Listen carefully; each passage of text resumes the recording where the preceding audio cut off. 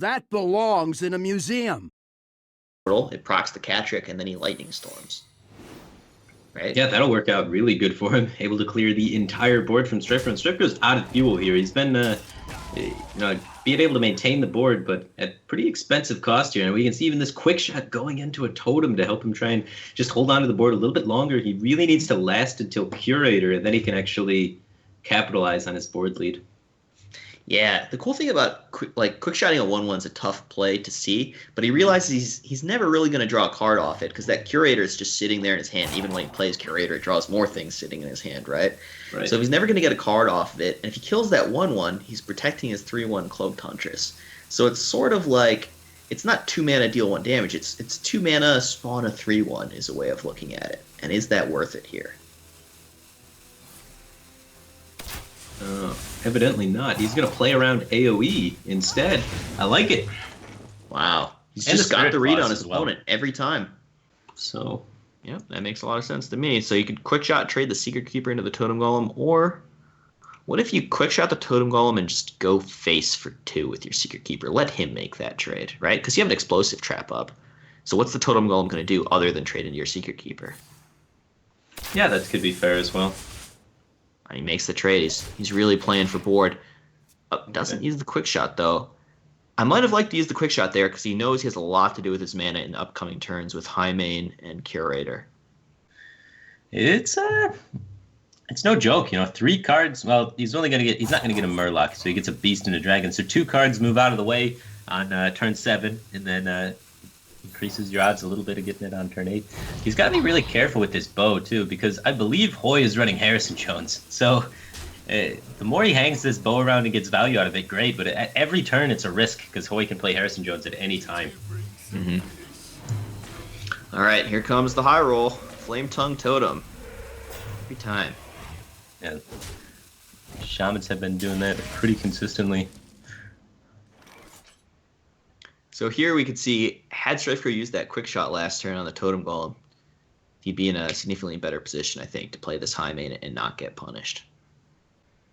Yeah. The Totem Golem would then be dead, and there would just be a 5/2 on the field, which honestly you probably wouldn't want to play the high main into anyway, but it would have definitely been better for him.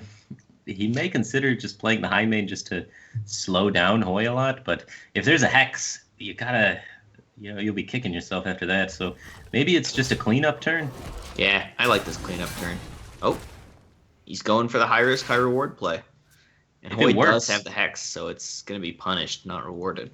Yeah, if it were to work and Hoy didn't have Hex, Lightning Storm, or Spell Power Maelstrom Portal, then he'd probably win the game. But if Hoy had Azure Drake Maelstrom Portal, hit Spell Power, had Maelstrom Portal, had one of his 2 Lightning Storms, one of his 2 Hexes, or even just a rock. Part of the point of this is the Catrick, right? He gets a Catrick, rock off the Hex, and he gets a bow charge. So it's not as... He can help play to defend himself, maybe.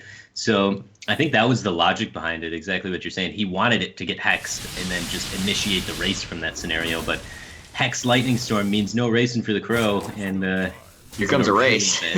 Yeah, a race, but it's kind of one-sided. Hoy's got a little bit of a head start on it. Yeah.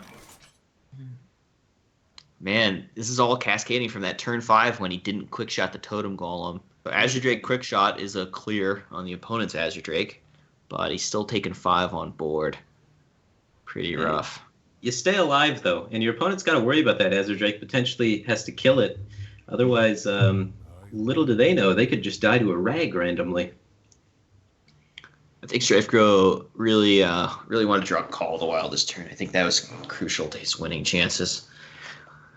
Apart from Azure Drake quick shot, I don't see what he can really consider. I guess he's thinking, what if I rag and just win this flip? All right, fair enough. Rag and the flip's really good. Yeah, maybe that's the winning play, huh? If it kills the Flame Tongue, he's not dead on board. If it kills the Drake, he's not dead on board. Yeah, 50-50 flip here for the Ragnaros to put in work and keep Strifecro alive. And it's going to keep Strifecro alive, and barring a top deck, barring a high roll.